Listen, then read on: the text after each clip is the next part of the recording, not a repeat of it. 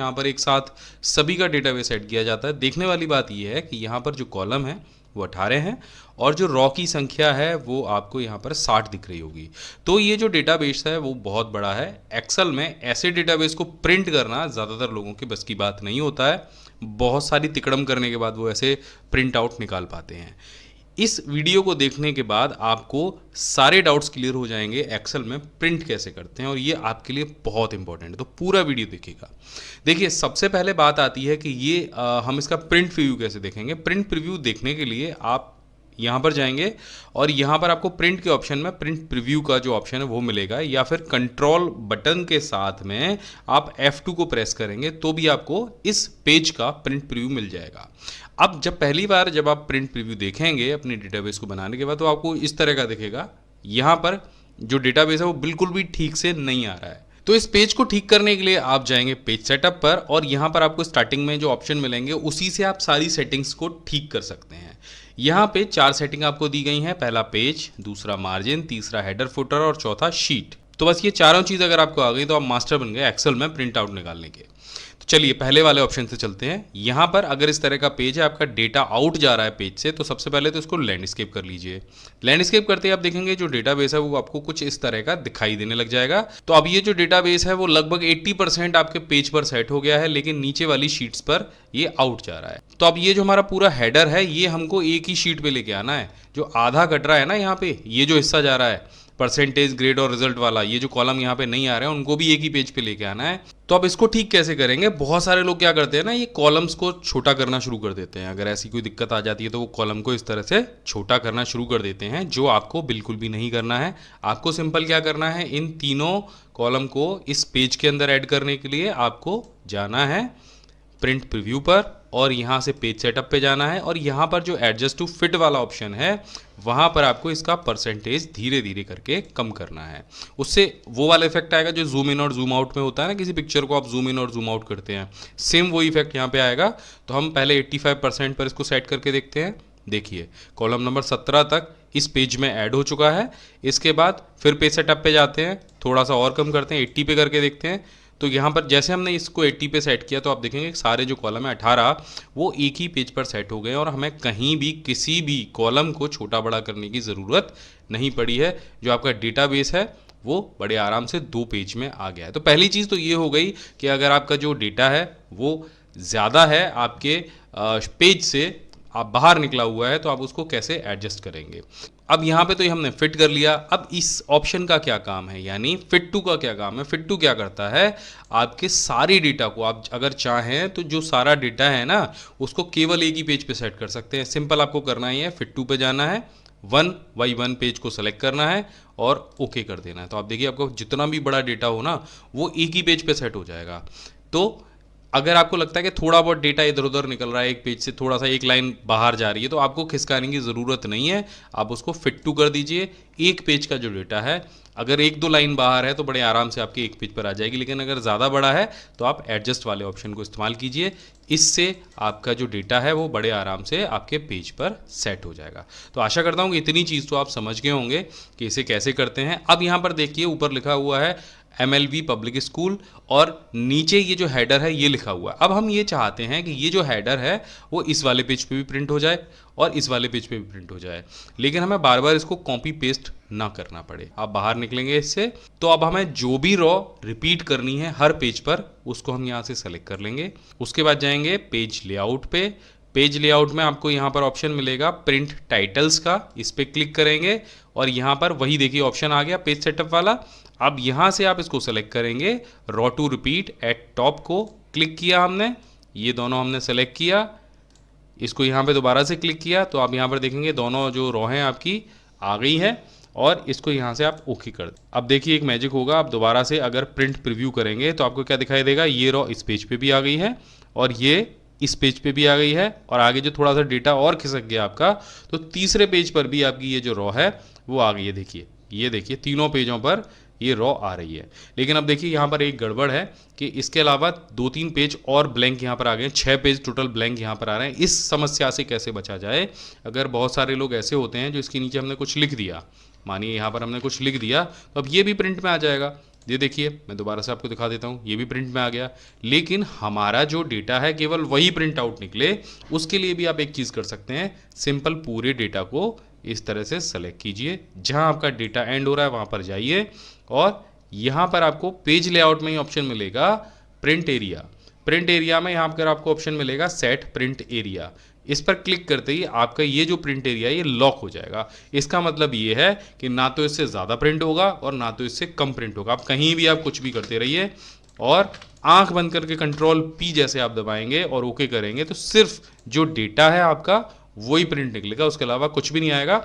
मैं आपको एक बार प्रीव्यू में दिखा देता हूँ। देखिए, हमने इतनी सारी चीज़ें टाइप करी हैं लेकिन इसके अलावा कुछ भी प्रिंट नहीं होगा।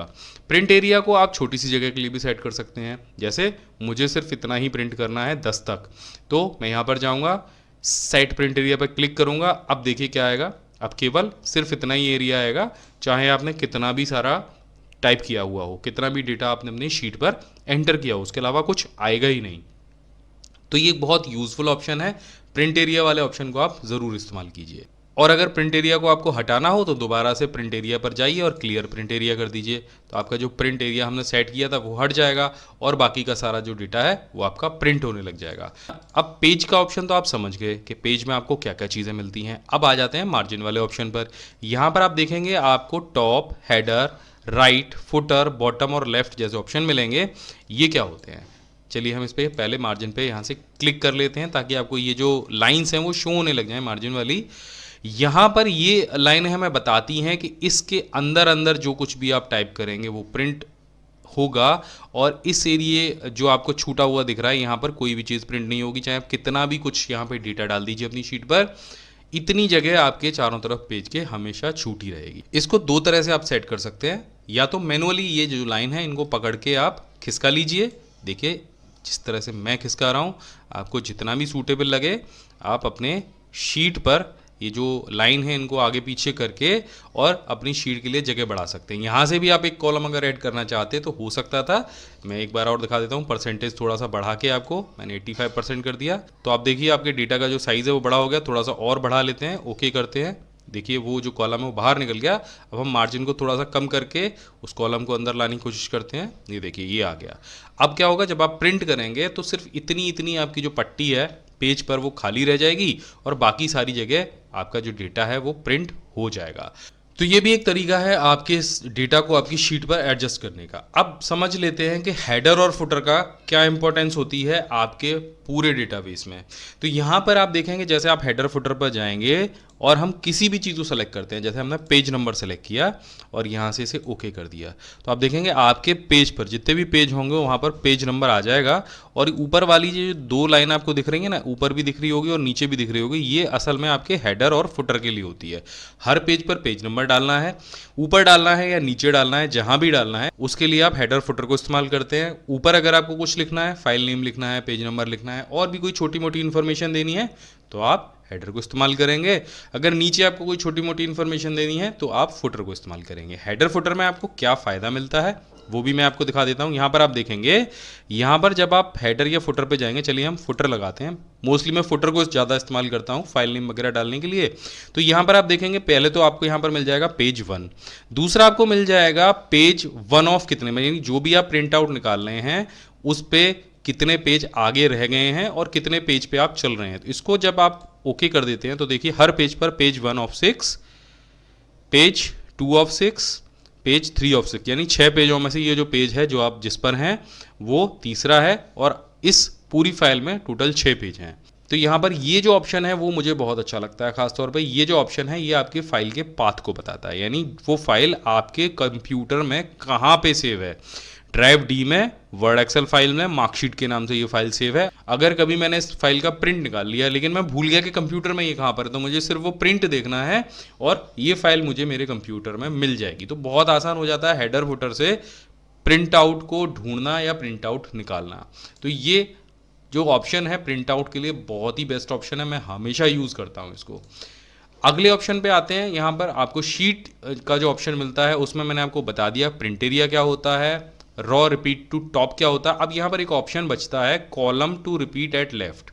देखिए वो कैसे आपके यूज़ में आएगा। अगर आपको लगता है कि नहीं जी अब तो मैं फिट ही नहीं कर पा रहा हूँ, डेटा मेरा शीट से बाहर जाएगा ही जाएगा इस तरह से, तो अब इसके लिए क्या करना पड़ता है, यहाँ पर ये जो नंबरिंग है या ये जो नाम है वो मुझे आगे वाले पेज पर डिस्प्ले हो जाएंगे, यानी यहाँ पर डिस्प्ले हो जाए। तो यहाँ पर इसके लिए आपको जाना है पेज लेआउट पर, और यहाँ पर आपको मिलेगा ऑप्शन प्रिंट टाइटल्स का। ये देखिए दोबारा से आ गए हम, और यहाँ पर आपको ऑप्शन मिलेगा column to repeat at left. तो जब इस पर आप क्लिक करेंगे तो आपको ध्यान में ये रखना है कि आपका कोई भी ऊपर वाला जो रॉ है वो मर्ज नहीं होना चाहिए, नहीं तो ये ऑप्शन काम नहीं करेगा। तो पहले हम जो मर्ज हमने कर रखा है स्कूल का नाम, उसको हम हटा देते हैं और यहाँ से इसको इस तरह से बीच में ले आते हैं। तो देखिए अब कोई भी जो नाम है वो मर्ज नहीं है। अब बस आपको जाना है पेज लेआउट पर, प्रिंट टाइटल्स पर, और यहाँ पे तो यहाँ ये जो ऑप्शन है column to repeat at left, इस पर क्लिक करना है, इसको सेलेक्ट करना है और यहाँ से इसे ओके कर देना है। अब देख लेते हैं प्रिंट प्रीव्यू में क्या आता है। तो आप देखिए यहाँ पर ये रिपीट हो रहा है, ये वाला ऊपर वाला जो रॉ है वो रिपीट हो रहा है, लेकिन अगले पेज पर आपके जो नाम हैं और 17-18 जो कॉलम आगे निकल गए थे जिन्हें हम शामिल नहीं कर सकते थे, वो भी अपने आप यहाँ पर ऐड हो गए हैं, ये कॉलम ऐड हो गए हैं। देखिए इस तरह से। अब नीचे की जो फालतू चीज़ें आ रही हैं मैंने आपको बताया कि कैसे हटाना है, इसको सेलेक्ट कर लीजिए आप और यहाँ से सेट प्रिंट एरिया कर दीजिए। फिर दोबारा से आप अगर आप प्रिंट प्रीव्यू देखेंगे तो आपकी जो फाइल है वो बिल्कुल परफेक्ट तरीके से आपको यहाँ पर दिखाई देने लग जाएगी। 17-18 कॉलम के साथ आपके नाम और नंबर आ गए, ताकि हम मिस ना हो जाए हमसे कि भैया ये जो ग्रेड है, ये जो रिज़ल्ट है वो किस नाम का है, किसका है। और ऊपर आपको दिख ही रहा है नाम के साथ में सारे जो हेडर है वो आ रहे हैं, सारी चीज़ें आ रही हैं। तो आशा करता हूँ कि ये जो वीडियो है प्रिंट का आपको पसंद आया होगा, आप इससे